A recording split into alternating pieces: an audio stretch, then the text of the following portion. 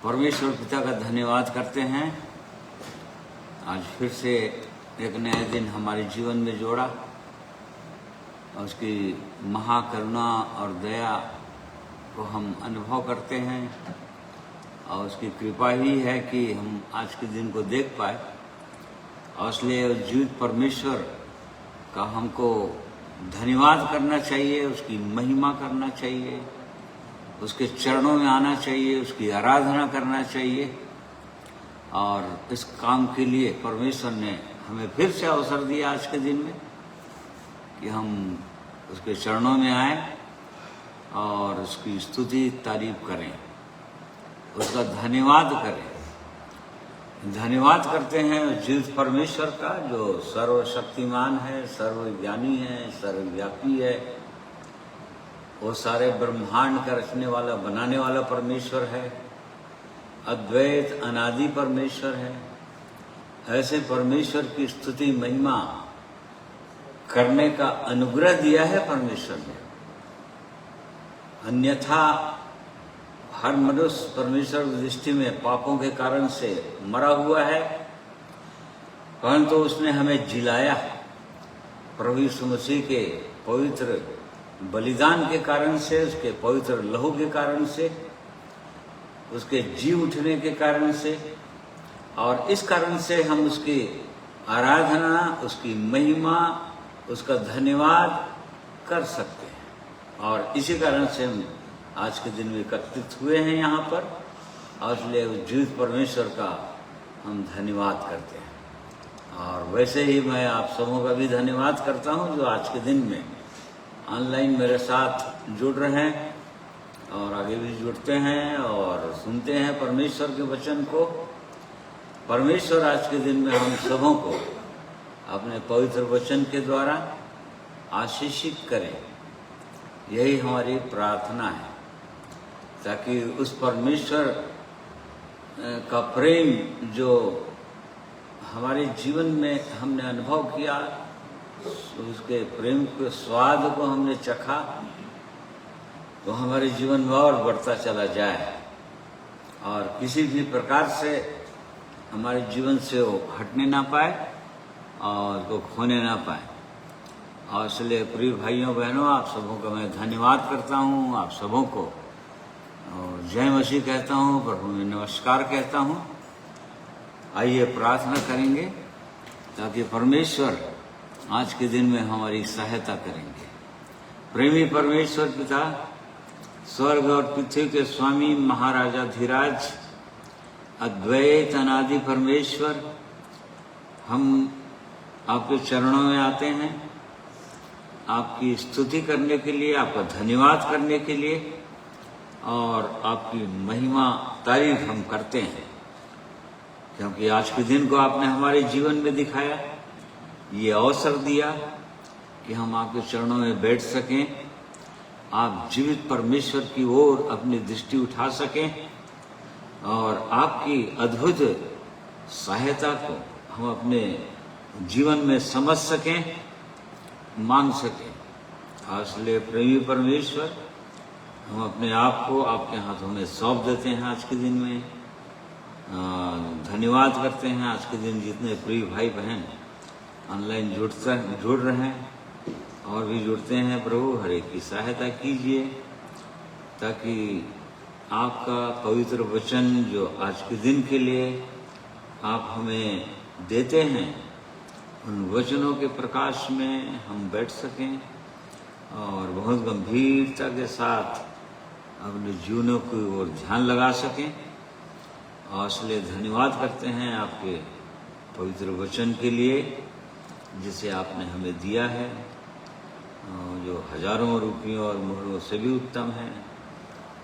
ऐसे पवित्र वचन को आपने हमें दिए, वैसे ही उस बलिदान के लिए धन्यवाद करते हैं। प्रेमी परमेश्वर, जो आपने अपने पुत्र का दिया क्रूस पर, और इसी कारण से हमारे लिए संभव हुआ है कि आप जीवित परमेश्वर के हम समीप आ सके हैं। उसके लहू के कारण से सारे पाप अपराध हमारे क्षमा हुए, धुले मिटे। और प्यारे प्रभु जी, और भी आपको हमें हर बातों में जयवंत करना चाहते हैं, सिद्ध करना चाहते हैं प्रभु यीशु मसीह के समान। और इसलिए आज के दिन में आपकी सहायता, आपकी अगुवाई हम चाहते हैं पिता। पवित्र आत्मा की सामर्थ्य हमारे जीवन में उंडेलिए, हमारी अगुवाई कीजिए वचन बोलने में, गीतों को गाने में, और वैसे ही आपके पवित्र वचनों को सुनने में, समझने में। इस स्थान के लिए धन्यवाद करते हैं जिसे आपने चारों ओर अपने पवित्र रक्त का बाड़ा बांधा है प्रभु, ताकि हम शांति के साथ आपके पवित्र वचन को बोल सकें, सुन सकें, समझ सकें। इसलिए अपने आप को, हर एक भाइयों और बहनों को मैं आपके हाथों में सौंप देता हूँ। ये प्रार्थना प्रभु यीशु के नाम में मांगते हैं, सुनिए ग्रहण कीजिए, आमीन। आइए प्रभु की महिमा में कुछ गीतों को सुनेंगे।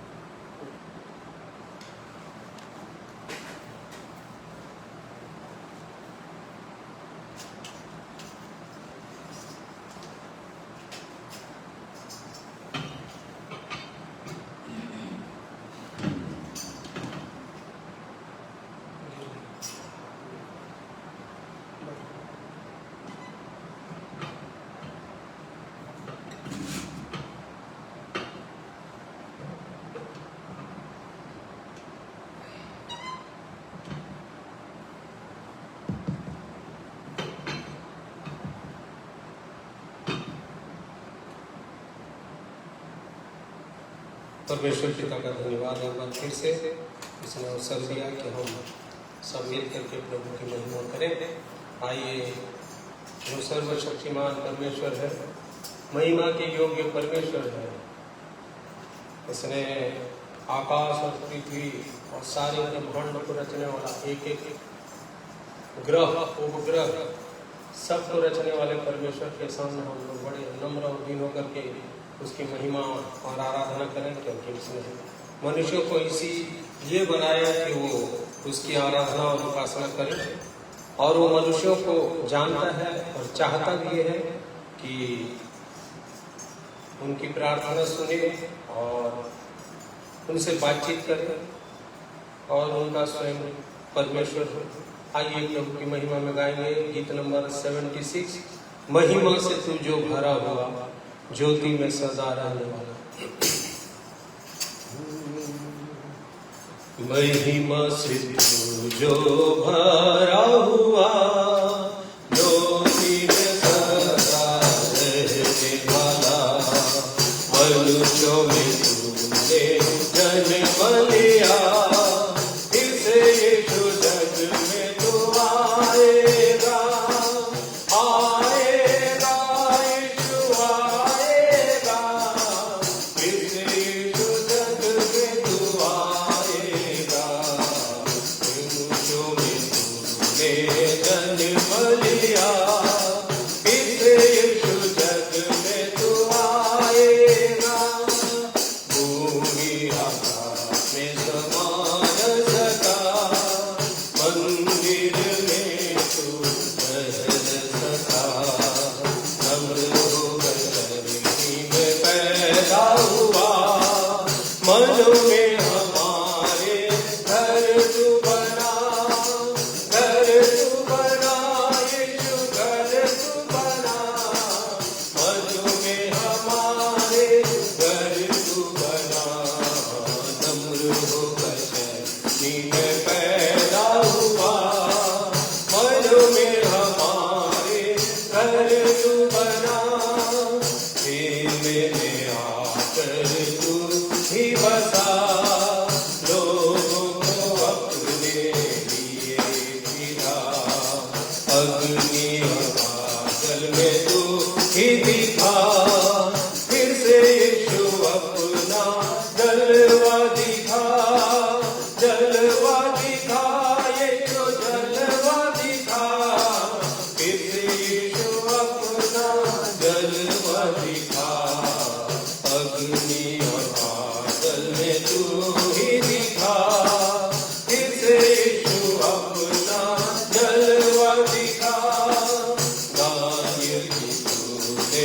प्रार्थना सुनी, हे प्रभु तूने सहायता की। बाबुल में तूने बेदारी भेजी, अपने लोगों को फिर से दे रिहाई, दे रिहाई, यीशु दे रिहाई, अपने लोगों को फिर से दे रिहाई। बाबुल में तूने बेदारी भेजी, अपने लोगों को फिर से दे रिहाई। तू ही हमारा राजा है, तू ही मुक्तिदाता है, फिर से आने वाला है। प्यारे प्रभु यीशु तू जल्दी आ, जल्दी आ, यीशु जल्दी आ। प्यारे प्रभु यीशु तू जल्दी आ, फिर से आने वाला है। प्यारे प्रभु यीशु तू जल्दी आ। प्रभु की महिमा में हम लोग आगे बढ़ेंगे। सचमुच में वो हमारा राजा है और वो आने वाला है, प्रभु यीशु। और सारी सेनाओं के ऊपर परमेश्वर है, याकूब का परमेश्वर हमारा ऊंचा गढ़ है, सेनाओं का यहोवा हमारे संग संग है। इस गीत को भी प्रभु की महिमा में गाएंगे। जिसने सचमुच में आकाश बनाया, जिसने पृथ्वी बनाई, सर्वशक्तिमान प्रभु है। आइए हम इस गीत को सम्मिलित करके प्रभु की महिमा को गाएंगे।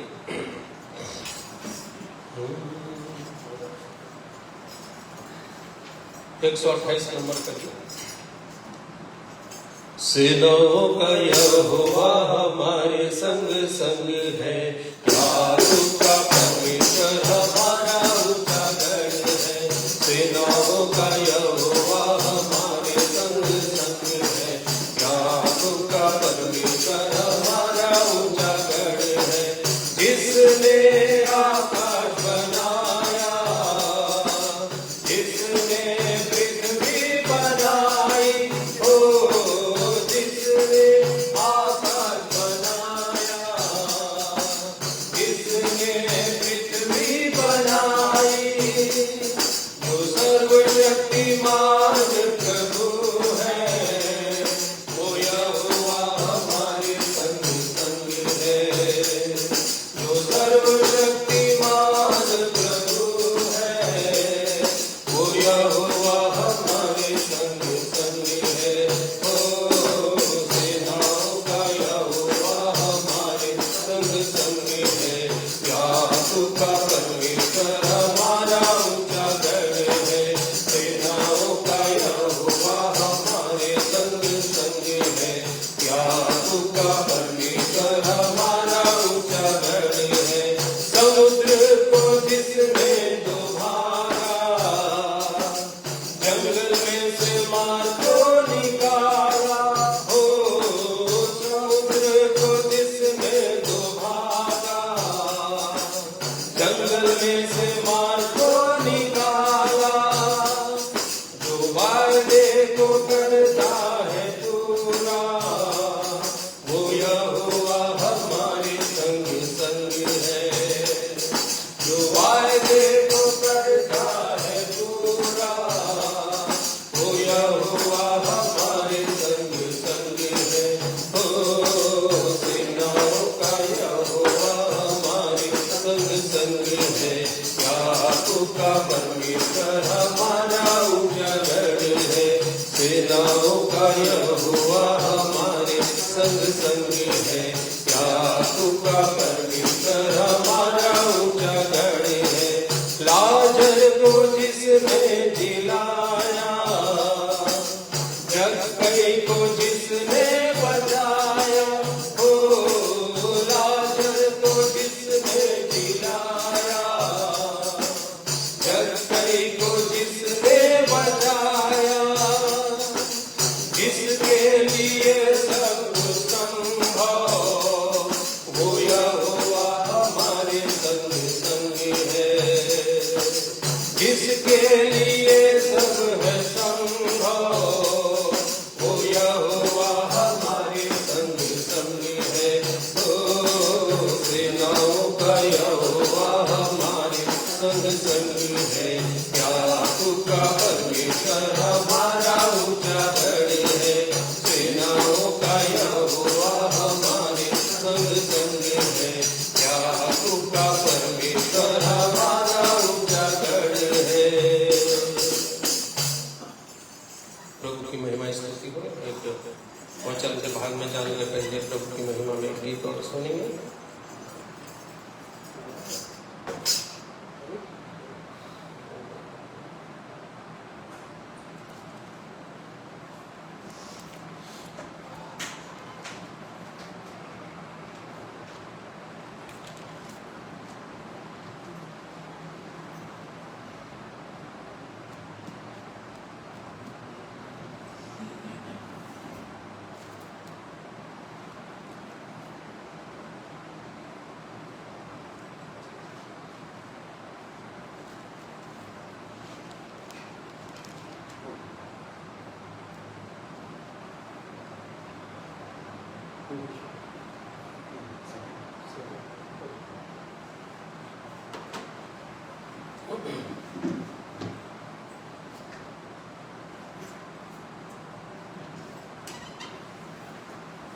प्रभु की महिमा स्तुति हो। आइए प्रभु की महिमा में इस गीत को सुनेंगे।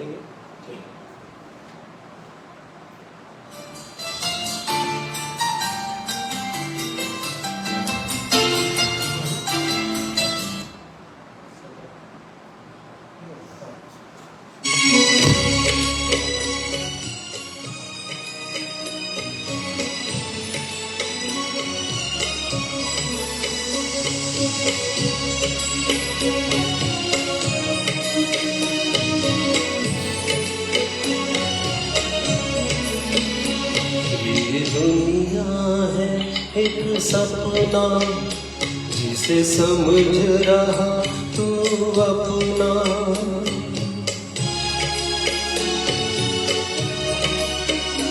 ये दुनिया है एक सपना, जिसे समझ रहा तू अपना।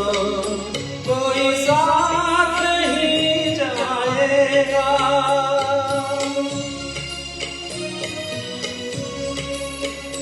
कोई साथ नहीं जाएगा, जिसे कहता है तू अपना।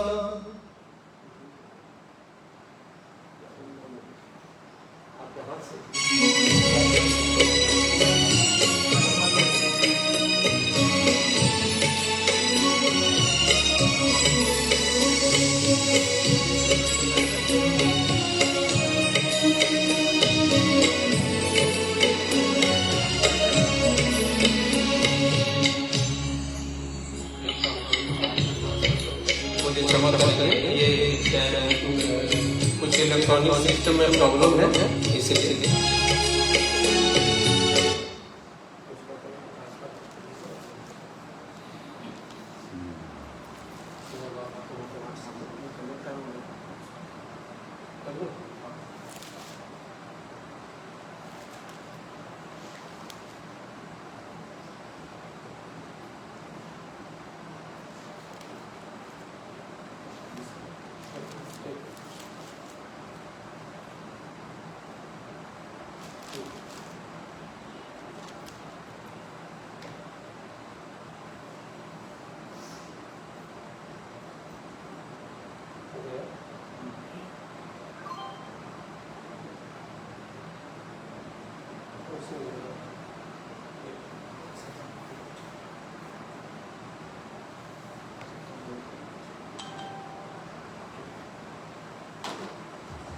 प्रभु की महिमा स्तुति हो। कुछ इलेक्ट्रॉनिक जैसे काम नहीं करते हैं, जिसकी वजह से प्रॉब्लम होता है और इसलिए कट जाता है बीच में। प्रभु की महिमा में इस गीत को फिर से सुनेंगे।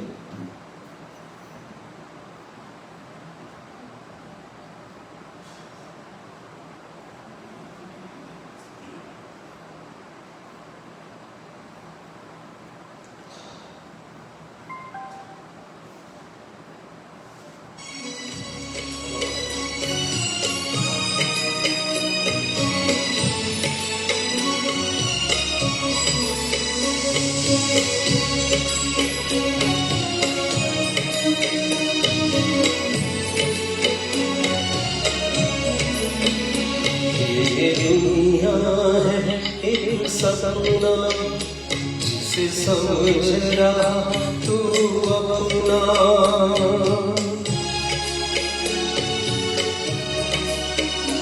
ये दुनिया है एक सपना, जिसे समझ रहा तू अपना। कोई साथ नहीं जाएगा,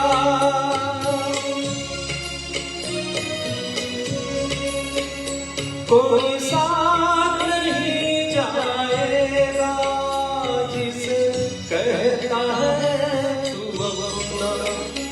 ये दुनिया है एक सपना, जिसे समझ रहा तू अपना।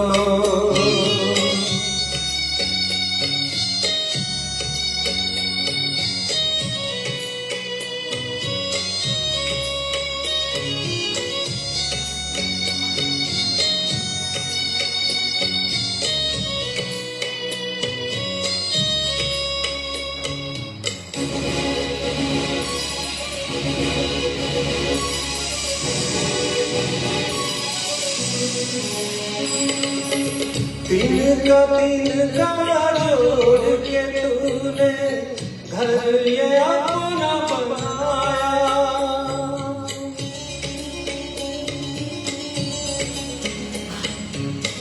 तिनका जोड़ के तूने घर ये अपना बनाया। मोह माया के जाल में बंधे खुद को तूने फंसाया। एक दिन छोड़ के जब जाएगा, एक दिन छोड़ के जब जाएगा, संग तेरे क्या जाएगा। ये दुनिया है एक सपना, जिसे समझ रहा तू अपना। कोई साथ नहीं जाएगा,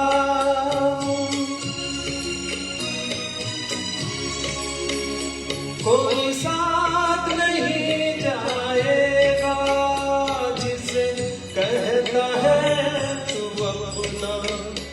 ये दुनिया है एक सपना, जिसे समझ रहा तू अपना।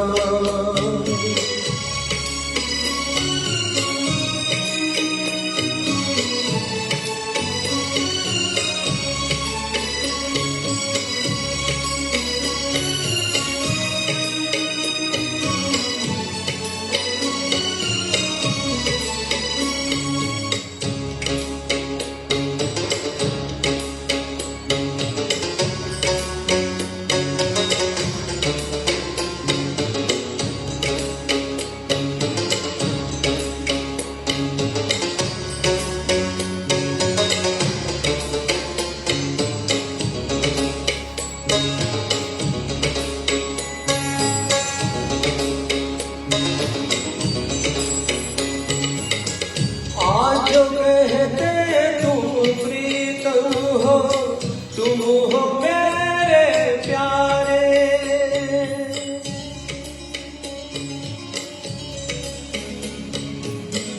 आज जो कहते तुम प्रीतम हो, तुम हो मेरे प्यारे।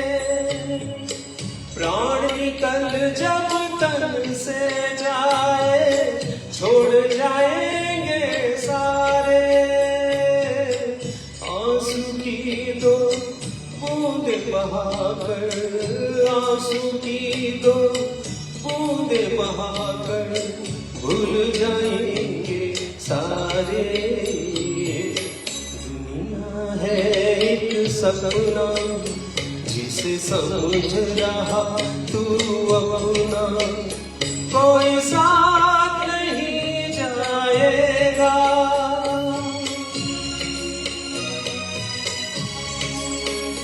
कोई साथ नहीं जाएगा, जिसे कहता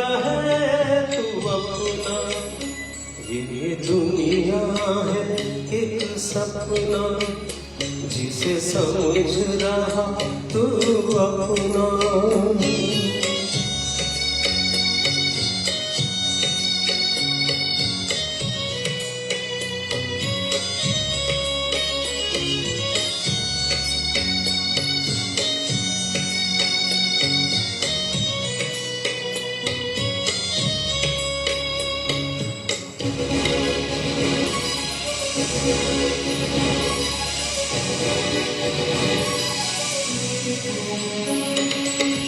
यीशु से तू प्रीत लगा ले, जीवन कर दे उसके हवाले।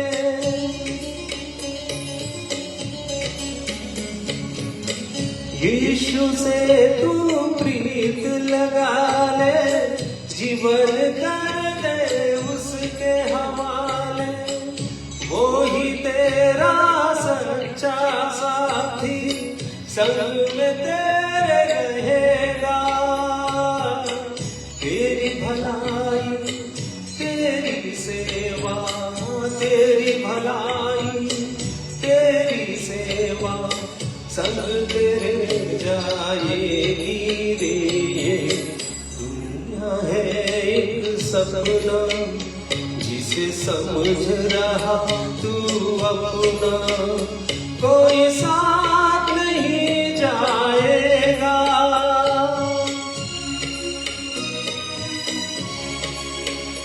कोई साथ नहीं जाएगा, जिसे कहता है तू अपना। ये दुनिया है एक सपना, जिसे समझ रहा तू अपना। ये दुनिया है एक सपना, जिसे समझ रहा तू अपना। कोई साथ नहीं जाएगा,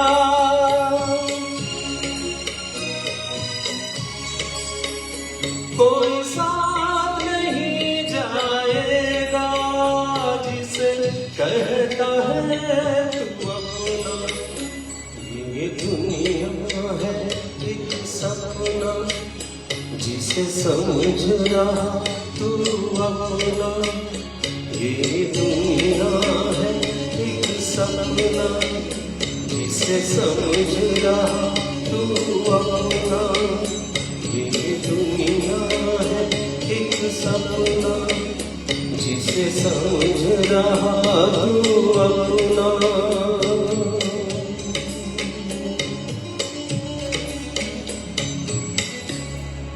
प्रभु की महिमा में स्तुति हो। धन्यवाद प्रभु का।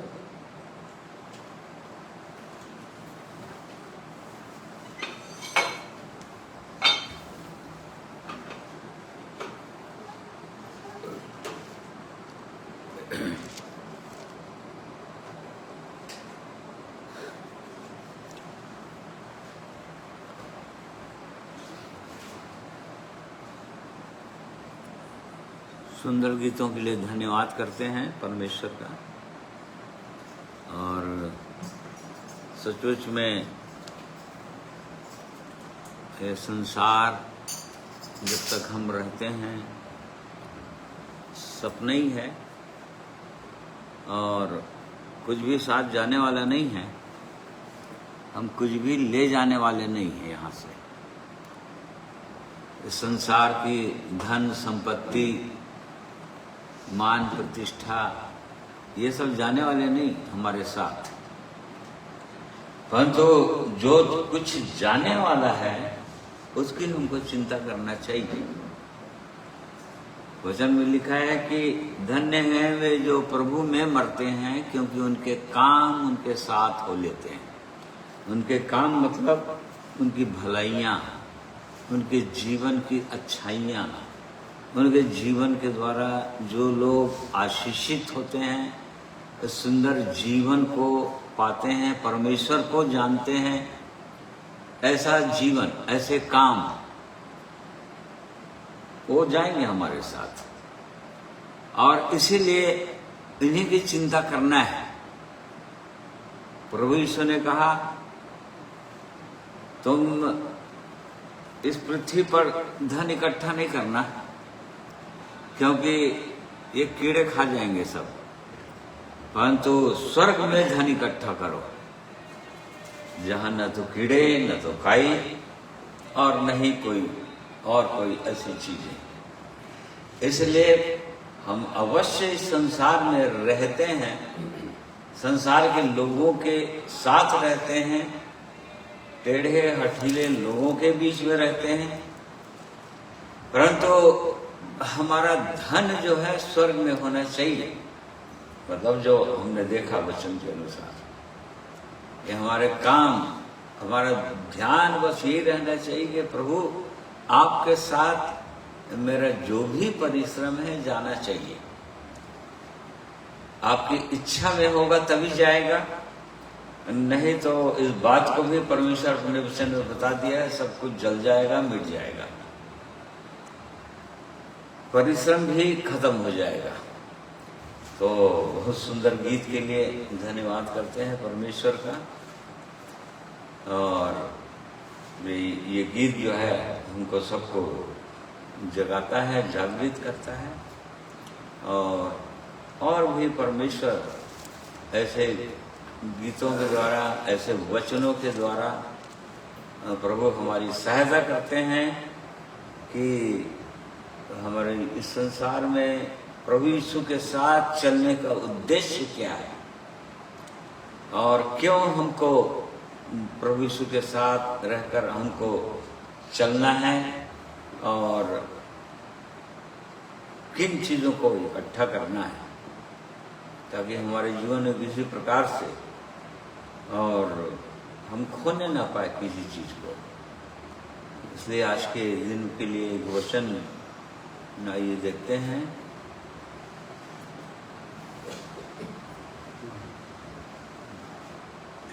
पहला तीमुथियुस की पहली पत्री, उसका पहला अध्याय, उसका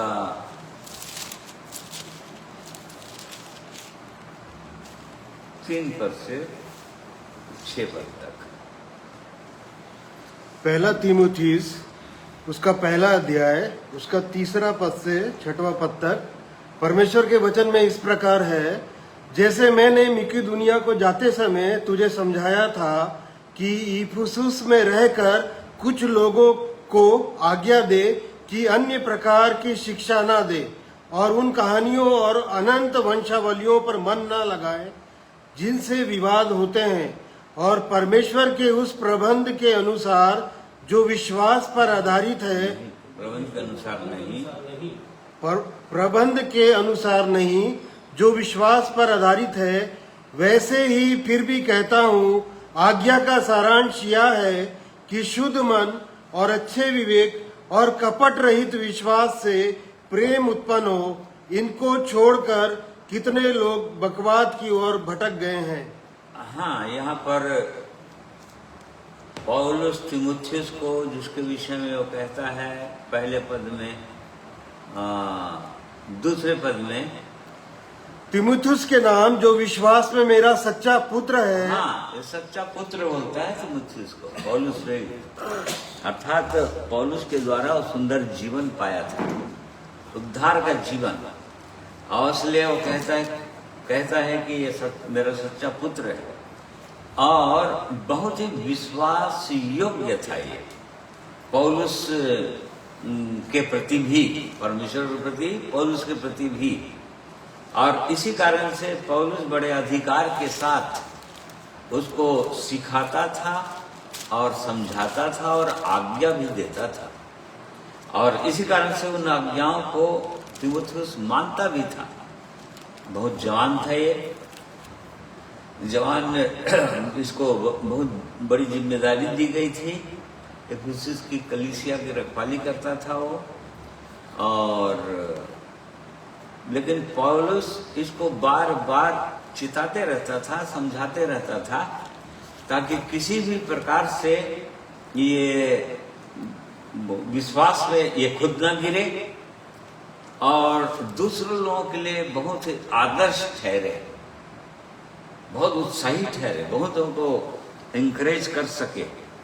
तो इस प्रकार से यहाँ पर भी ये पौलुस चिता रहा है कि झूठे शिक्षकों के विरुद्ध चेतावनी दे बोल रहा है, बार बार उसको समझाता रहा और उसको आज्ञा देता रहा कि इन लोगों को, कुछ लोगों को आज्ञा दे कि अन्य प्रकार की शिक्षा न दे। और ये आज्ञा का सारांश यह है कि शुद्ध मन और अच्छे विवेक और कपट रहित विश्वास से प्रेम उत्पन्न हो। इनको छोड़कर कितने लोग बकवाद की ओर भटक गए। मतलब ये आज्ञा है और हमारे लिए भी ये चेतावनी का वचन है और आज्ञा है परमेश्वर के वचन के द्वारा अभी के विश्वासियों के लिए, कलीसिया के लिए, कि जो उद्देश्य है, जो कुछ भी उसने चिताना चाहा इस कलीसिया को तीमुथियुस के द्वारा, वो ये था कि प्रेम उत्पन्न होना चाहिए। और प्रेम उत्पन्न नहीं हुआ, शुद्ध मन, अच्छे विवेक, कपट रहित विश्वास, ये 3 चीजों के द्वारा उसकी इच्छा है परमेश्वर की कि हर एक विश्वासी के अंदर परमेश्वर का प्रेम उत्पन्न हो जाए। मतलब परमेश्वर वो अपने अपने प्रेम को प्रकट करने पाए, अपने लोगों के द्वारा दूसरों तक पहुंचाए। ये उद्देश्य, सारांश है बोल रहा है। आगे जो कुछ भी आगे दिया उसका सारांश यह है कि प्रेम उत्पन्न होना चाहिए। हमारे जीवन में बहुत कुछ दिया है परमेश्वर, उत्तम उत्तम वरदान दिए हैं, और यदि प्रेम उत्पन्न नहीं हुआ तो फिर कुछ भी नहीं है। वो भी साफ साफ बता दिया पौलुस पहला कुरिन्थियों की पत्री में इन बात को साफ साफ किया है कि यदि उत्तम उत्तम वरदान भी आ जाएं, पहला कुरिन्थी 12 उसका 14 पद के अंदर, 14 अध्याय के अंदर इस बात को बताया कि जो भी वरदान है परमेश्वर देता है एक व्यक्ति को सेवा के लिए, ताकि कलीसिया उन्नति करे और कलीसिया के लोग इस वहां तक पहुंचे कि उनके अंदर प्रेम उत्पन्न हो जाए। और इसी कारण से फिर उसने बताया कि यदि प्रेम उत्पन्न नहीं हुआ तो पहला कुरिन्थी 13 में को हम जानते हैं, वो सब कुछ बेकार है, वरदान बेकार है, जो भी तुम्हारे पास है, जो सोचते हैं वो सब कुछ बेकार है। प्रेम यदि उत्पन्न नहीं हुआ तो सब कुछ है, परंतु इतना बड़ा विश्वास हो गया कि पहाड़ों को हटा दे, मतलब बड़े से बड़े आश्चर्य कम कर डाले विश्वास के द्वारा। परंतु यदि प्रेम उत्पन्न नहीं हुआ, हृदय के अंदर प्रेम नहीं है और दूसरों के अंदर प्रेम उत्पन्न नहीं हो सका, तो फिर सब बेकार है। यहां पर भी बस उसी चीज को बोल रहा है कि हमारे अंदर वो परमेश्वर बड़ा अद्भुत आश्चर्य कम करता है कि हमारे अंदर हमारे हृदय को शुद्ध करता है, शुद्ध मन देता है, फिर विवेक, हमारे विवेक को शुद्ध करता है, एक विश्वासी के विवेक को भी शुद्ध करता है। कई प्रकार के विवेक का वर्णन है बाइबल के अंदर, परंतु उसको भी शुद्ध करता है। प्रभु यीशु के लहू के द्वारा मनुष्य का विवेक शुद्ध होता है, इतना शुद्ध कर देता है विवेक को कि जरा भी गलत हमारे जीवन में हो या हमारे जीवन में कुछ बुरा होने लगे जो परमेश्वर की इच्छा के विरोध में हो, तो हमारा विवेक तुरंत हमको काटेगा या हमको कन्विक्ट करेगा कि नहीं, ये गलत कर रहे हो तुम, ये तुम्हारे जीवन में पाप है। ये इतना शुद्ध कर देता है परमेश्वर। तो ये भी काम कर देता है परमेश्वर, शुद्ध मन देता है एक व्यक्ति को, शुद्ध विवेक देता, अच्छा विवेक देता है, और कपट रहित विश्वास।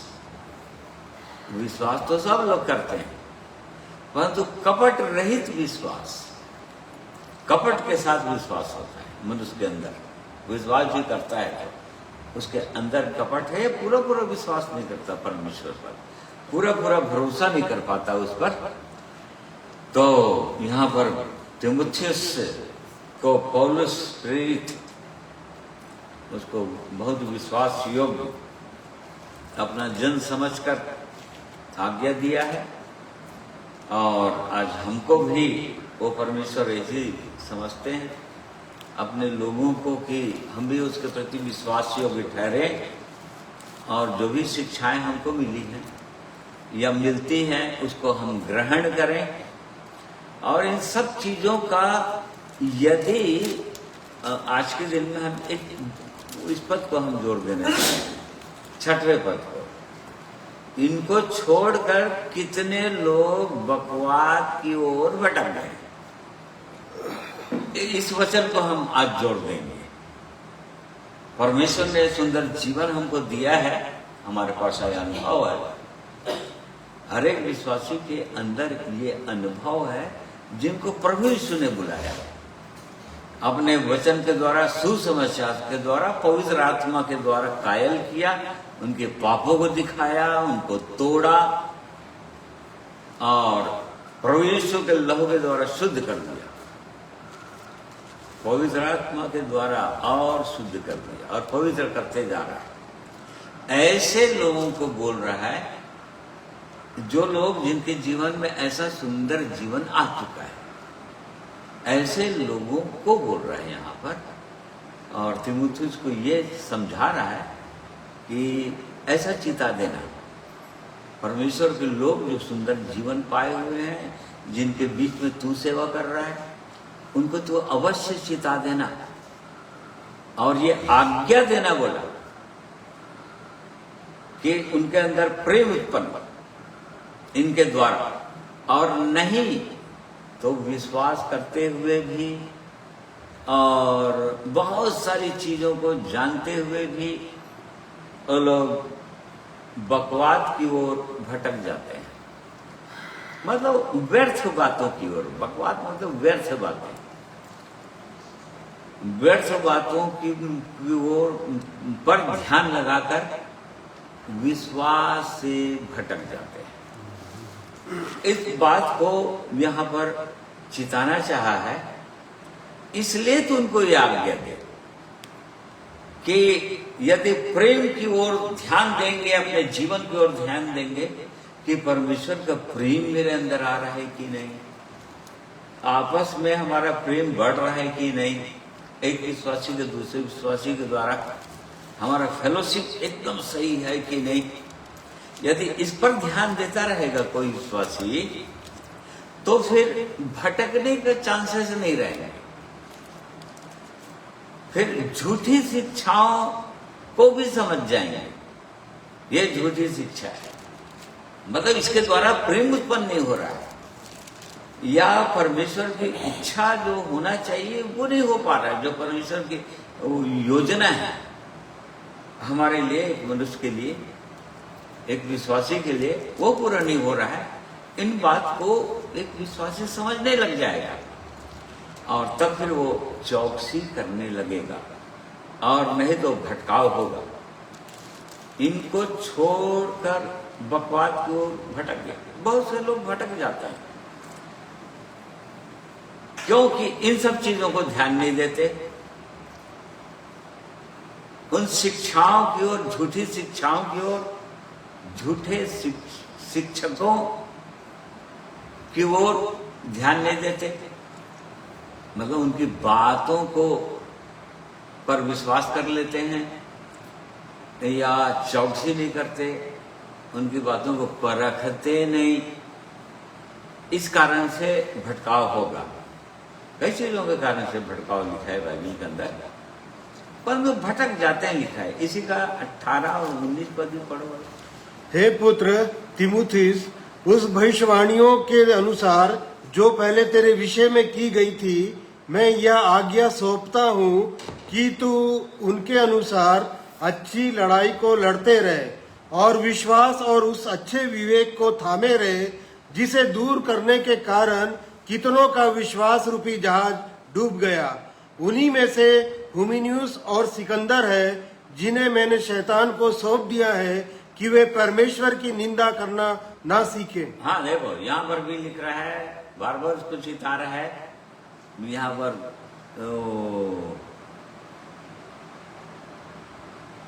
यहाँ पर स्वयं तीमुथियुस को बोल रहा है, तो जबकि ये ऑलरेडी सेवा कर रहे हैं ना। तीमुथियुस ऑलरेडी सेवा में, बहुत जिम्मेदार भाई है, जवान भाई, कलीसिया को शिक्षा देने में। उसको चिता रहे हैं यहाँ पर कि तो विश्वास और अच्छे विवेक को तू भी थामे रहना, नहीं तो उनको शिक्षा देते देते तू खुद ही भटक जाएगा। इनके साथ मिलकर यदि अपने आप को इनसे अलग नहीं रखेगा, उनकी शिक्षा में आ गया, तो खुद भी तू भी भटक जाएगा। और इसलिए जैसे कि बहुतों का विश्वास रूपी जहाज डूब गया, मतलब भटक गए, खो गए, भटक गए और चले गए। इसी का इसलिए बोल रहा है तू बड़ी चौकसी करना। 6 का 20 पद पढ़ना बोला। हे तीमुथियुस, इस धरोहर की रखवाली कर और जिस ज्ञान को ज्ञान कहना ही भूल है, उसके अशुद्ध बकवाद और विरोध की बातों से परे रहे। कितने इस ज्ञान को अंगीकार करके विश्वास से भटक गए हैं। हाँ देखो, तुझ पर अनुग्रह होता रहे, मतलब परमेश्वर का अनुग्रह तेरे जीवन में होता रहे कि तू इन सब बातों की चौकसी करे, सीखता रहे, समझता रहे। क्योंकि बहुत सारे लोग कितने ज्ञान का अंगीकार करके इस धरोहर की रखवाली कर, इस धरोहर की रखवाली कर, मतलब guard what was committed to your trust, मतलब तेरे विश्वास के कारण से तूने मुझ पर जो भरोसा करना आरंभ किया, उसके कारण से जो कुछ भी मैंने तुझको सौंप दिया है, विश्वास मैंने सौंप दिया है और सुंदर विवेक तेरे जीवन में दे दिया है, तेरा हृदय इतना शुद्ध कर दिया है। इसकी रखवाली करना, इस धरोहर की रखवाली करना, मतलब जो कुछ भी मैंने तुझको सौंपा है उसको जाने नहीं देना हाथ से, उसकी रखवाली करना पड़ेगा इन सब चीजों की, नहीं तो जीवन के अंदर भटकाव हो जाएगा। और कितने लोग विश्वास से भटक चुके हैं। यहां पर उस समय के लोगों को बोल रहा है, देखो तीमुथियुस के समय के लोगों को बोल रहा है, बहुत सारे लोग भटक के बोल रहा है। और जबकि उस समय कितनी खरी शिक्षा थी, खरे लोग थे, परमेश्वर के लोग थे, ऐसे शिक्षक थे, पौलुस के समान, तीमुथियुस के समान और प्रभु के लोगों के समान, पतरस और याकूब यूहन्ना के समान। परंतु कलीसिया, उस समय की भी कलीसिया, देखो शैतान बहुत जोर है उसका और बड़े क्रोध में है कब से। तो ऐसे समय में वो लोग भटक चुके थे और आज तो और पूरी रीति से भटकाव है, जबकि ऐसी शिक्षाएं नहीं है, ऐसे लोग नहीं है। बहुत कम ऐसे शिक्षक हैं जो परमेश्वर के भय से ऐसी शिक्षा देते होंगे, परमेश्वर की अगुवाई में ऐसी शिक्षा देते होंगे। उनकी संख्या तो और बहुत कम हो चुका है। तो ऐसे समय में तो और बड़ी चौकसी की जरूरत है। और इसी कारण से तीमुथियुस को इन बातों को चिता रहा है, हमको भी चिता रहा है। परमेश्वर ने विश्वास हमारे अंदर डाला और उसकी रखवाली करना बोला है, इसको जाने नहीं दे रहे विश्वास को, क्योंकि बहुत से लोगों का विश्वास चला गया, भटक गया ऐसी झूठी शिक्षाओं की बातों पर उनको स्वीकार करते करते।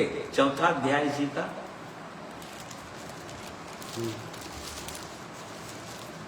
उसका 1 और 2 पद पढ़ी।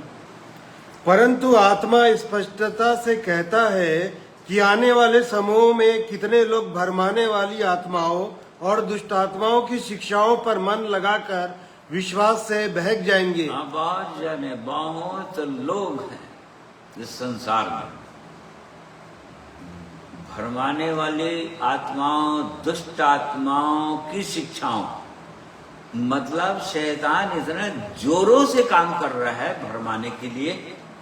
उसका नाम ही है प्रकाशित वाक्य के अंदर संसार का भरमाने वाला। और बिल्कुल भरमा रहा है, बहुतों को भरमा कर रख दिया है।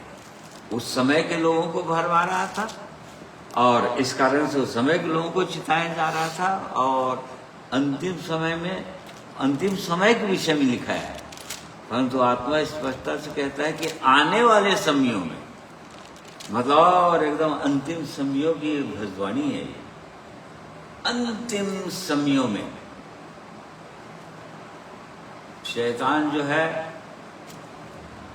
लोगों के अंदर, झूठे शिक्षकों के अंदर, झूठे भक्ताओं के अंदर भरमाने वाली आत्मा उंडेल देगा, वो डाल देगा पूरी रीति से, जो बहुतों को भरमा देंगे। झूठी झूठी शिक्षाओं पर बहुत से लोग मन लगाएंगे इस पर, क्योंकि बहुत सारे लोग मन लगाकर बोल रहे हैं, शिक्षाओं पर मन लगाकर भटक जाते हैं, खत्म हो जाता है, उनका जीवन समाप्त हो जाता है, क्योंकि धरोहर की वो लोग रखवाली नहीं कर पाते जो परमेश्वर ने सौंपा है। यहूदा की पत्री बोल रहे विश्वास एक ही बार सौंपा गया है, एक ही बार सौंपा जाता है किसी को, और यदि कहीं उस विश्वास को कहीं खो दिया कोई व्यक्ति, तब फिर डबल विश्वास, फिर से विश्वास नहीं आएगा कभी भी। क्योंकि एक ही बार परमेश्वर एक व्यक्ति के अंदर विश्वास उत्पन्न करता है, जिसके कारण से उसका उद्धार होता है, और उसी से कहीं भटक गया तो फिर और कोई चांसेस नहीं, फिर विश्वास उत्पन्न नहीं होता है, डबल विश्वास नहीं उत्पन्न होता है। तो बार बार यहाँ पर चिता रहा है कि लोग भटक जाएंगे, और बहुत सारे लोग भटक गए हैं, और इनको छोड़ कितने लोग बकवाद की ओर भटक गए हैं, नहीं समझ रहे हैं, लोगों को परख नहीं पा रहे हैं। इसी का पहला यूहन्ना 4 अध्याय उसका पहला पद पढ़िए भाई। हे प्रियो, हर एक आत्मा की प्रतीति ना करो, वरन आत्माओं को परखो कि वे परमेश्वर की ओर से हैं कि नहीं, क्योंकि बहुत से झूठे भविष्यवक्ता जगत में निकल खड़े हुए हैं। हाँ, देखो बहुत सारे, इसलिए बार बार परमेश्वर बोल रहा है अपने लोगों के द्वारा। यहाँ पर यूहन्ना प्रेरित के द्वारा बोल रहा है, आत्माओं को परखो, हे प्रियो आत्माओं को परखो कि परमेश्वर की ओर से है कि नहीं। क्यों परखना है? क्योंकि बहुत सारे झूठे भविष्यवक्ता उठ खड़े हुए हैं। उस समय की बात बोल रहा है, तो उस समय खड़े हुए थे, और इस समय तो और बहुत ज्यादा हो गए, भर गए हैं पूरी रीति से, झूठे भविष्यवक्ताओं से तो पूरा भर चुका है। तो चौकसी तो करना पड़ेगा, और नहीं तो भटक जाएंगे। बहुत सारे लोग भटक जाते हैं, ठीक है। ऐसे लोग जो लोग समझ में नहीं आता, जिनके पास परख नहीं है, ये सब विश्वासी लोगों को बोल रहे हैं ना, उद्धार पाए हुए लोगों को बोल रहे हैं। जो उद्धार नहीं पाए हुए वो तो भटक ही रहे हैं, उनको उनके विषय में नहीं लिखा है, वो तो नाशी हो रहे हैं। यहाँ पर कलीसिया को बोल रहा है, उद्धार पाए हुए लोगों को बोल रहा है, तो उनको बड़ी चौकसी करना है अपने जीवन में। नीति वचन 1 अध्याय, हाँ उसका 32 पद पढ़िए। भोले लोगों का भटक, हाँ, क्योंकि भोले लोगों का भटक जाना उनके घात किए जाने का कारण होगा, और निश्चिंत रहने के कारण मूढ़ लोग नष्ट होंगे। निश्चिंत रहने का, भोले लोग भोलेपन के कारण से, भोलापन उनके घात होने का कारण बन जाएगा, ठीक है, दुष्ट उनको किसी न किसी प्रकार से उनको घात कर देगा। और मूढ़ लोग निश्चिंत रहने के कारण, मूढ़ लोग, जो लोग निश्चिंत है अपने जीवन के प्रति, अपने चाल चलन के प्रति, वो लोग हमेशा के लिए नाश होने वाले हैं। ऐसे लिए उसके 22 पद में लिखा है, भोले लोगों कब तक भोलेपन से प्रेम रखोगे, कब तक भोलेपन से प्रेम रखोगे? थोड़ा समझ बूझ कर चलो। सब चीजों, सब लोगों पर पूरा पूरा विश्वास मत करो, उनको परखो। भोले लोग सब बातों को एक समान समझते हैं, सब सही समझते हैं। परमेश्वर के वचन से तो बोल रहे हैं। बहुत सारे लोग, विश्वासियों में बहुत सारे लोग हैं, अपने फेलोशिप में बहुत सारे लोग हैं, जो वो लोग भी तो परमेश्वर के वचन से ही तो बोलते हैं। परमेश्वर के वचन से दो लोग भी तो बोलते हैं, इसका मतलब भोले लोग हैं। परमेश्वर के वचन से तो झूठे बजदक्ता लोग भी बोलेंगे, झूठे शिक्षक लोग भी बोलेंगे। वो तो शैतान इसी के द्वारा तो भरमाएगा लोगों को, बाइबल के द्वारा तो भरमाएगा, और किसी दूसरे अन्य जातियों के और शास्त्रों के द्वारा थोड़ी भरमाएगा। उसे थोड़ी वो भटकेंगे, कोई विश्वास से उसे थोड़ी भटक जाएंगे। तो देखिए, भोलापन बहुत गंभीर होता है, भटकाव होगा, भटक जाएगा व्यक्ति। 22 का 3 पद पढ़िए, नीति वचन। बहुत नीति वचन, बहुत सारे चीज लिखा हुआ है भोलेपन के कारण से। चतुर मनुष्य विपत्ति को आते देखकर छिप जाता है, परंतु भोले लोग आगे बढ़कर दंड भोगते हैं। हाँ, आगे बढ़कर दंड भोगते हैं। चतुर बनने के लिए बोलता है। चतुर की बुद्धि अपने चाल चलन पे जानना है, मतलब वो व्यक्ति निश्चिंत नहीं रहता। जो व्यक्ति निश्चिंत नहीं है अपने चाल चलन के विषय में, अपने बोली भाषा जो मुख से निकलते हैं, जो सोच विचार में उत्पन्न होते हैं, उसकी बड़ी चौकसी करते हैं कि कैसे सोच विचार मेरे अंदर उठ रहा है, या कैसे विचार मेरे अंदर आ रहा है, या मेरे मुंह से कैसे शब्द निकल रहे हैं। इन सब चीजों की जो लोग चौकसी करते हैं, ऐसे लोगों को चतुर बोलता है, और नहीं तो भोला बोलता है। इनके लिए दंड भोगेंगे आगे चलकर, परंतु चतुर व्यक्ति विपत्ति को आते देखकर छिप जाता है, मतलब प्रभु यीशु मसीह में शरण लेता है हर समय। प्रभु यीशु मसीह की ओर देखता है, उसके प्रेम की ओर देखता है, क्रूस की ओर देखता है, अपने जीवन की चौकसी करने लग जाता है, ताकि वो भटकाव से बच जाता है। और नहीं तो भटकाव होगा फिर, और भटक जाएंगे। बहुत सारे लोग भटक जाते हैं। एक वचन पढ़िए,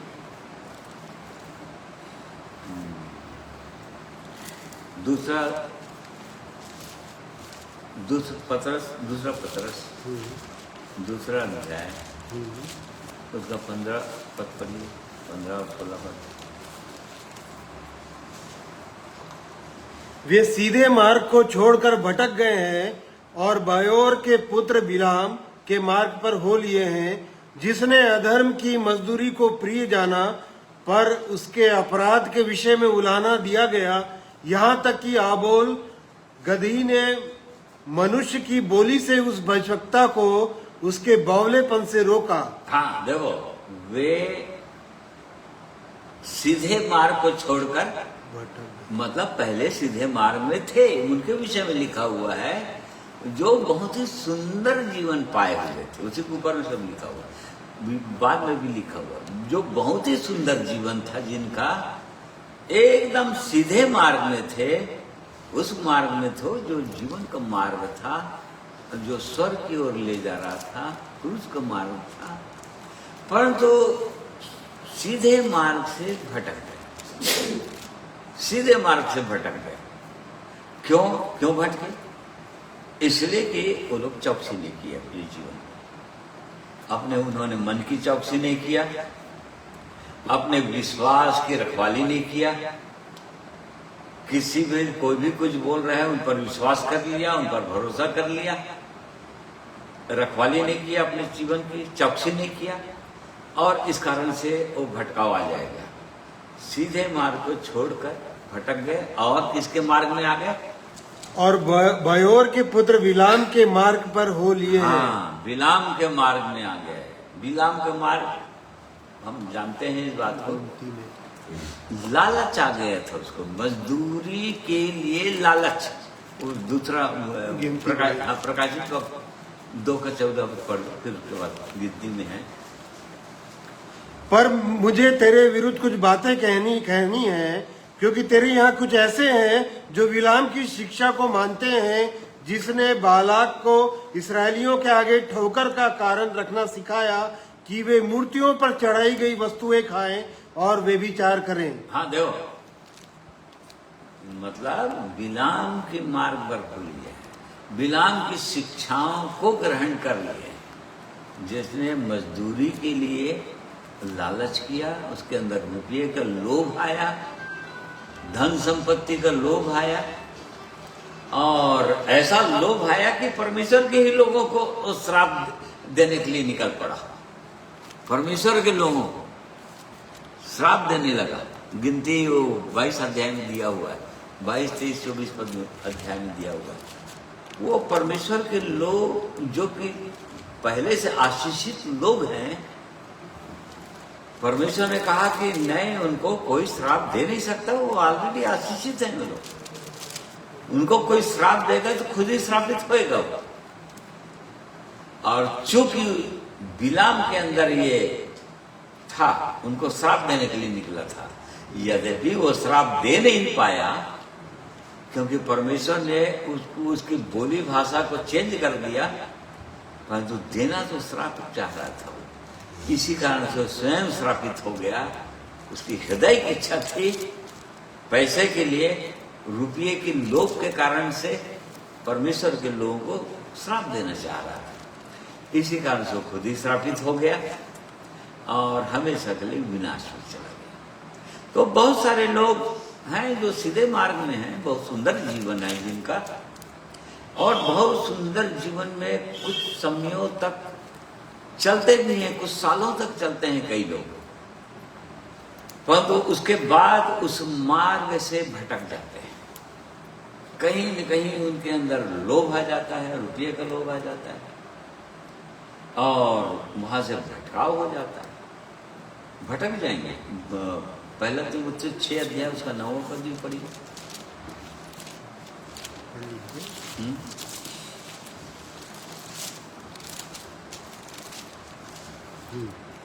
क्योंकि रुपए का लोभ सब प्रकार की बुराइयों का जड़ है, जिसे प्राप्त करने का प्रयत्न करते हुए बहुतों ने विश्वास से भटक कर अपने आप को नाना प्रकार के दुखों से छलनी बना लिया है। ये बिल्कुल ऐसा होता है, सब विश्वासियों के लिए लिखा है, जिनके अंदर विश्वास हो चुका है, जिनके पास सुंदर जीवन आ चुका है, उद्धार के जीवन उनके विषय में लिखा हुआ है।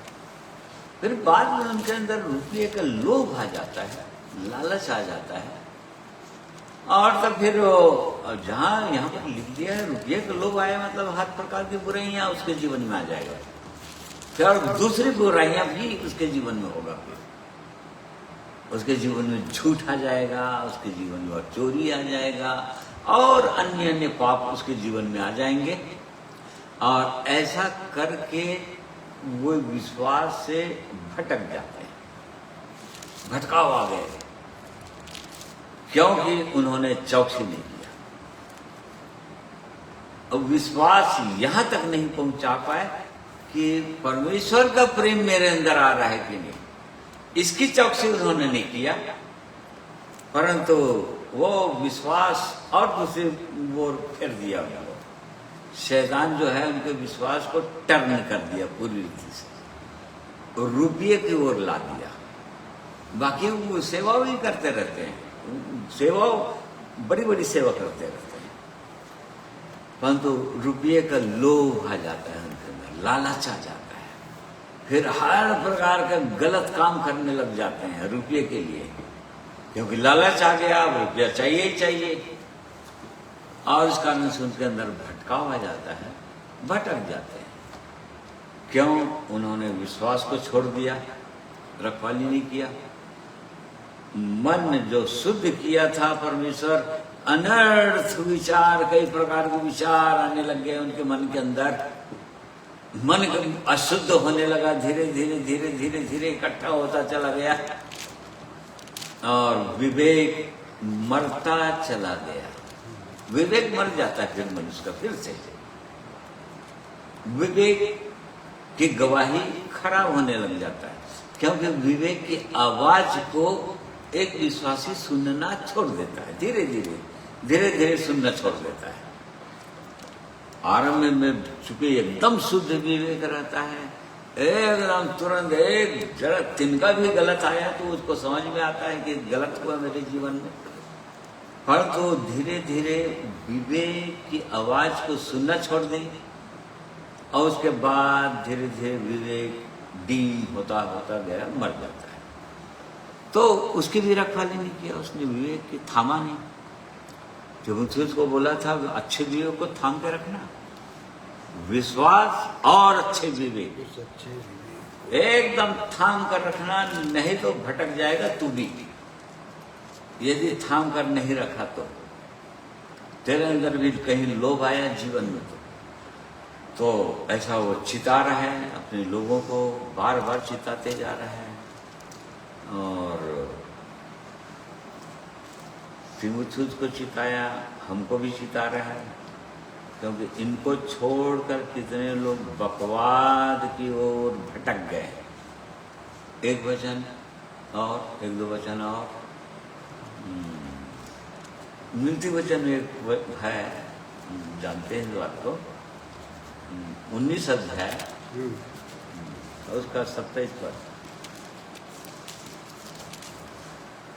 हे मेरे पुत्र, यदि तू भटकना चाहता है तो शिक्षा को सुनना छोड़ दे। बस एक ही काम कर। एक व्यक्ति जहां शिक्षाओं को सुनना छोड़ा या शिक्षाओं से बैर करना शुरू किया, भजन सीधा 50 में लिखा है 18 पद में, तो शिक्षा से खुद बैर करता है। यदि शिक्षा को सुनना छोड़ा, शिक्षा से बैर करना शुरू किया, शिक्षा से बैर मतलब जहां अच्छी शिक्षा है तो बुरा मान गए, मुंह फूल गया, मन खराब हो गया, ठोकर खा गए, ये सब चीज आता है।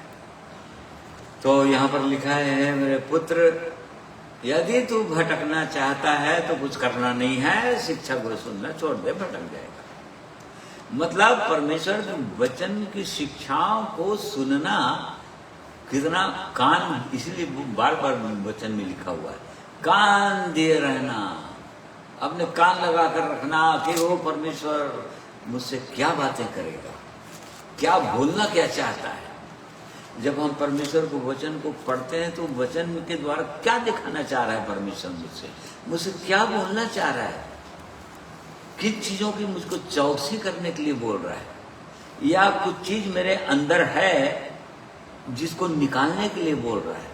बहुत गंभीर होकर वो देखना ही पड़ेगा, नहीं तो भटक जाएंगे, भटकाव तो आ ही जाएगा। तो ये भटकाव है। और एक और खतरनाक पद, दूसरा तिमुथियुस थिस्सलुनीकियों दूसरा अध्याय, यहाँ पर भी लिखा हुआ है बहुत से लोग भटक जाएंगे विश्वास से। तीसरा पद पढ़िए। किसी रीति से किसी के धोखे में ना आना, क्योंकि वह दिन ना आएगा जब तक धर्म का त्याग ना हो ले और वह पाप का पुरुष अर्थात विनाश का पुत्र प्रकट ना हो। हाँ देखो, यहाँ पर चिता रहा है, ये दिन तब तक नहीं आएगा जब तक, मतलब प्रभु यीशु को आगमन के विषय में लिखा हुआ है कि बहुत से लोग इस धोखे में आ गए थे कि कोई लोग बोल दिए थे कि प्रभु यीशु का आगमन हो चुका है, परंतु पौलुस भी इनको चिता रहा है, समझा रहा है थिस्सलुनीकियों की कलीसिया को कि नहीं, अभी नहीं आया, वो दिन तब तक नहीं आएगा जब तक धर्म का त्याग ना हो ले। मनुष्य यहाँ पर धर्म का त्याग के बारे में इंग्लिश बाइबल बहुत सुंदर वचन लिखा हुआ है, ठीक है नहीं? मनुष्य के जीवन में गिरावट। हाँ, गिरावट, फॉलिंग अवे या एपास्टेसी या और बहुत सुंदर वचन लिखा है, रिजेक्शन ऑफ रिवील्ड ट्रूथ। सत्य। मतलब परमेश्वर किसी सत्य वचन को एक व्यक्ति को एकदम बताना चाह रहा है, प्रकट करना चाह रहा है, उसको नहीं स्वीकार करना, उसको रिजेक्ट कर देना या विरोध कर देना, पूरी रीति से उसका विरोध कर देना, इसको बोल रहा है। ये वाला होता ही जा रहा है अभी। इसको कह रहा है एपोस्टेसी आ रहा है, मतलब विश्वास का गिरना हो रहा है। इसको बोल रहे हैं धर्म का त्याग। मतलब ये धर्म का त्याग हो रहा है या विश्वास से बहुत सारे लोग गिरते जा रहे हैं, क्योंकि परमेश्वर जो जिन वचनों को प्रकाशित करना चाहता है अपने लोगों के द्वारा, उनके जीवन में जो भी है उसको बता देना चाह रहा है, उसको रिजेक्ट कर देते हैं। इसी कारण से और खतरनाक वचन लिखा हुआ है 11 पद में, 9 पद से पढ़िए।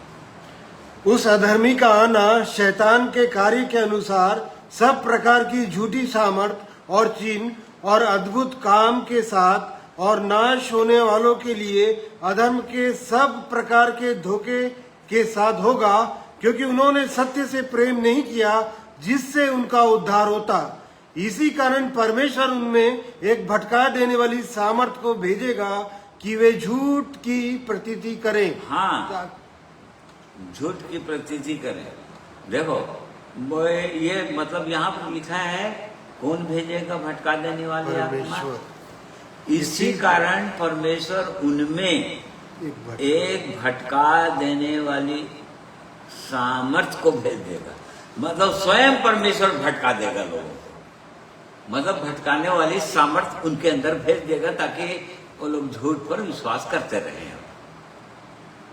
क्यों? क्योंकि उन्होंने सत्य से प्रेम नहीं किया, या जो लिखा है did not receive the love of truth. मतलब परमेश्वर का वचन जो एकदम सत्य है, जिसको बताना चाह रहे हैं एक व्यक्ति को, उस पर उन्होंने विश्वास नहीं किया या उसको ग्रहण नहीं किया, परमेश्वर की चेतावनी को स्वीकार नहीं किया। इस कारण से अब परमेश्वर जो है उनके बीच में खुद ही भटका देने वाली एक झूठी सामर्थ या झूठी आत्मा भेज देगा, ताकि अब वो लोग झूठ पर विश्वास करते रहे, ताकि जितने लोग सत्य की प्रतीति नहीं करते वरन अधर्म से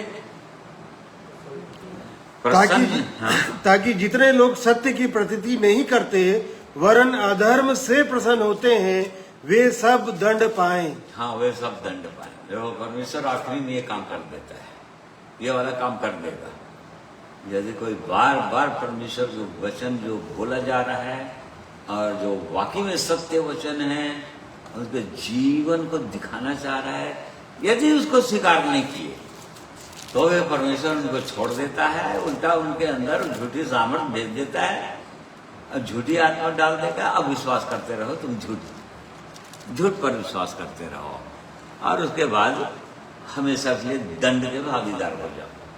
तो इस प्रकार से परमेश्वर अपने लोगों को चिताना चाह रहा है, और इसलिए तीमुथियुस की पत्री के द्वारा परमेश्वर आज हम सबको भी चिताना चाह रहा है कि हमको जांचना ही चाहिए कि हमारे अंदर इन चीजों को दिया है परमेश्वर, ताकि परमेश्वर का प्रेम उत्पन्न हो या प्रभु यीशु मसीह का स्वभाव हमारे अंदर उत्पन्न हो, मतलब हम उसके स्वभाव में आगे बढ़े, क्योंकि उद्देश्य है कि प्रभु यीशु के समान बनाना है उसको।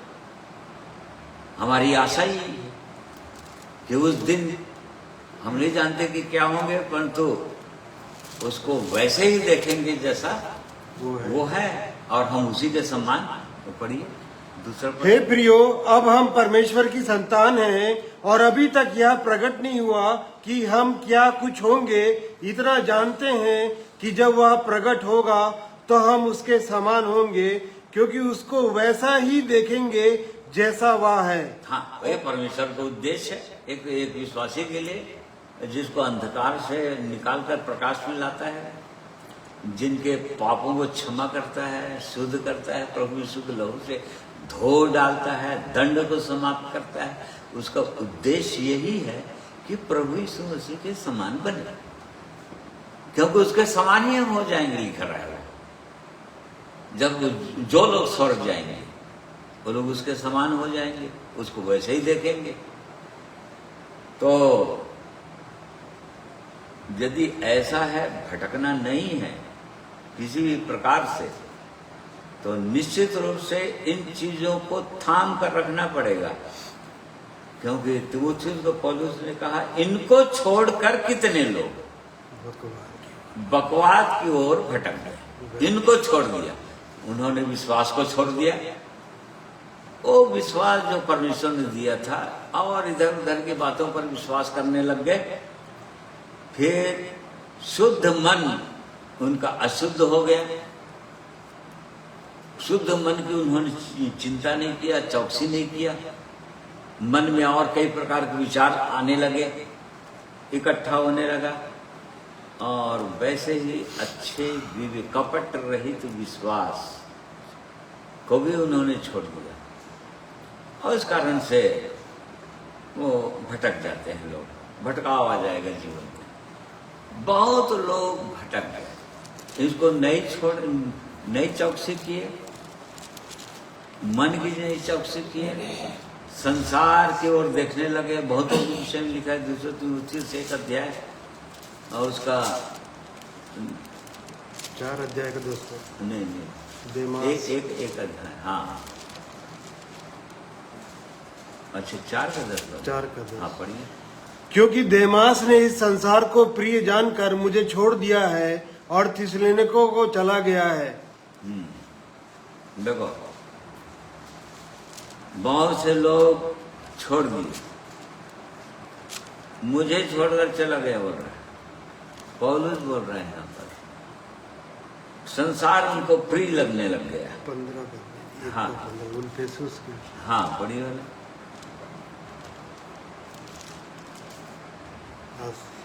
एक का 15 दूसरा दूसरे तीमुथियुस 1 का 15 कि 12 का। हाँ, यहाँ पर ही पढ़ो। हाँ, इसको पढ़े 14 पद। और पवित्र आत्मा के द्वारा जो हमें बसा हुआ है, उस अच्छी धरोहर की रखवाली कर तू जानता है कि आसिया वाले सब मुझसे फिर गए हैं, जिसने फुगलिस और हिरमुगिनेस है। हाँ, देखो यहाँ पर भी उसको चिता रहा है तीमुथियुस को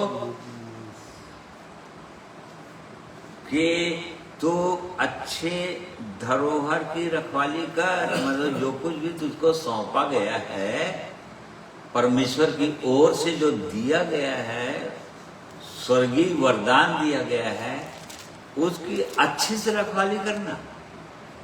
और नहीं तो बहुत सारे लोग उसकी रखवाली नहीं किए, चौकसी नहीं की। उनमें कुछ लोगों का नाम दिया है यहाँ पर। तू जानता है आसिया वाले सब मुझसे फिर गए। पौलुस प्रेरित से फिर गए, क्योंकि पौलुस प्रेरित एकदम कड़ी शिक्षा वाला था, सीधा सीधा शिक्षा देता था। उनसे फिर गए, जिनमें फुगिलुस और हिरमुगिनेस है। वैसे कुछ लोगों का नाम है। तो बहुत सारे लोग ऐसे भटक जाते हैं। इसलिए परमेश्वर हमारी सहायता करें कि वो चाहता है परमेश्वर के हमारे जीवन में किसी प्रकार से भटकाव ना आए, और इसलिए जो परमेश्वर ने हमको दिया है, हमारे पास जो है सुंदर जीवन, उसकी बड़ी चौकसी करने की आवश्यकता है। नहीं तो धीरे धीरे धीरे धीरे कहीं दुष्ट आत्माओं की शिक्षाओं पर मन लग गया, हमारा भरमाने वाली आत्माओं पर मन लग गया, तो बहुत अच्छे अच्छे लोगों को गिरा देता है। बहुत अच्छे अच्छे लोग परख नहीं पाते वो लोग और भटक जाते हैं। इसलिए परमेश्वर इन वचनों के द्वारा हमें से हर एक की सहायता अगुवाई करे। आइए एक गीत और सुनेंगे प्रभु की महिमा में। गाएगी क्या होगा?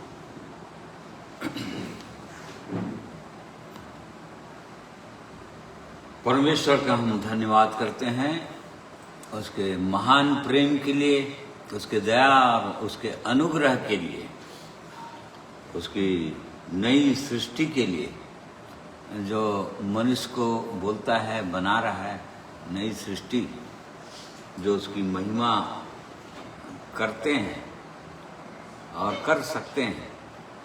और इसलिए परमेश्वर हम में से हर एक की सहायता करें कि सुंदर जीवन जो दिया है उसमें लगातार और आगे बढ़ें और प्रभु में समर्पित जीवन जिएं और बहुतों के लिए आदर्श बने। जैसे तीमुथियुस को पौलुस ने कहा, बहुतों के लिए आदर्श बन जा। हमको भी बहुतों के लिए आदर्श बनने की आवश्यकता है, उद्धार का कारण बनने की आवश्यकता है, ताकि बहुत से लोगों को प्रभु के पास, उस जीवित परमेश्वर के पास हम ला सकें। इसलिए परमेश्वर का धन्यवाद करते हैं। आइए प्रार्थना करेंगे। प्रेमी परमेश्वर पिता, हम आपका धन्यवाद करते हैं। आज के दिन में आपने अपने पवित्र वचन के द्वारा हमारी सहायता की और सुंदर जीवन आपने हमें दिया है प्रभु, जो सौंपा है हमें विश्वास योग्य समझकर हमारे अंदर विश्वास उत्पन्न किया, सुंदर वचनों के हमारे जीवन में दिया और वैसे ही उत्तम उत्तम वरदान हमारे जीवन में बरसाए। अब चाहते हैं प्रभु कि इन सबों के द्वारा आपका प्रेम हमारे अंदर उत्पन्न हो, जो सबसे उत्तम है, जो अटल है और हमेशा रहेगा। बाकी तो सब कुछ मिट जाएंगे, आपने पहले ही बता दिया अपने वचनों में। और इसलिए प्रभु आप लगातार चिताते आए हैं। आज भी आपने हमें स्मरण दिलाया प्रभु कि आप हमसे कितना प्रेम करते हैं और कैसा सुंदर जीवन आपने हमें दिया है और चाहते हैं कि ये कभी भी हम खोने ना पाए, विशेषकर जबकि संसार सुहावना है और संसार का राजा शैतान है जो संसार का भरमाने वाला है और पूरी रीति से संसार को भरमा कर रख दिया है। आपके लोगों को भी भरमाने में सफल हो जा रहा है, बहुतों को। परंतु प्रभु जी, जो आपके अभी हैं, जो लोग सुन रहे हैं, वो लोग चौकसी कर सकते हैं।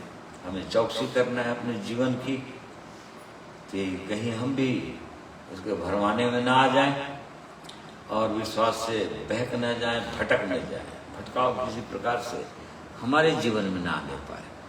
इसलिए प्रभु जी, आपके पवित्र वचनों के लिए हम धन्यवाद करते हैं और भी अपने जीवन को आपके हाथों में सौंप देते हैं। प्रभु, आपके चरणों में लाते हैं और भी इन वचनों को हम मनन करने पाएं, चौकसी करने पाएं।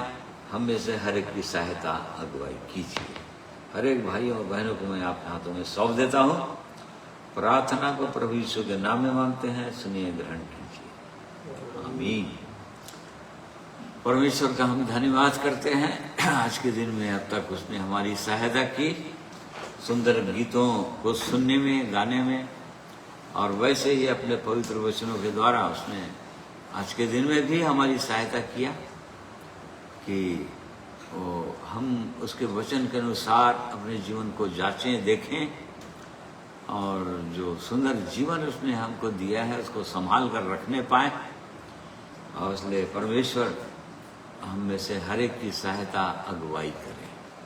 इसलिए मैं आप सबों का धन्यवाद करता हूँ। आपने बड़े धीरज के साथ परमेश्वर के वचन को सुना है, इसलिए प्रिय भाइयों और बहनों, ये सत्य वचन है और इसके प्रति हमको विश्वास योग्य होना चाहिए, अपने हृदय के अंदर ग्रहण करना चाहिए। क्योंकि हमने ये भी देखा कि परमेश्वर स्वयं जब एक व्यक्ति उसकी आवाज को नहीं सुनना चाहता, नहीं समझना चाहता, उसको नहीं पहचानना चाहता, तो स्वयं वो उनके निकम्मे मन पर छोड़ देता है। ताकि वो अनुचित काम करते रहें, पाप में डूबे रहें, झूठ पर विश्वास करते रहें और हमेशा के लिए नाश हो जाए। इसलिए परमेश्वर का हम धन्यवाद करते हैं कि परमेश्वर हमसे प्रेम करते हैं और वो नहीं चाहते कि हम किसी भी प्रकार से हम विश्वास को खोएं, हमारे जीवन में भटकाव आए। इसलिए परमेश्वर इन बातों के द्वारा हमारी सहायता अगुवाई करें। आप सबों का धन्यवाद करता हूँ। आप सबों को जय मसीह की।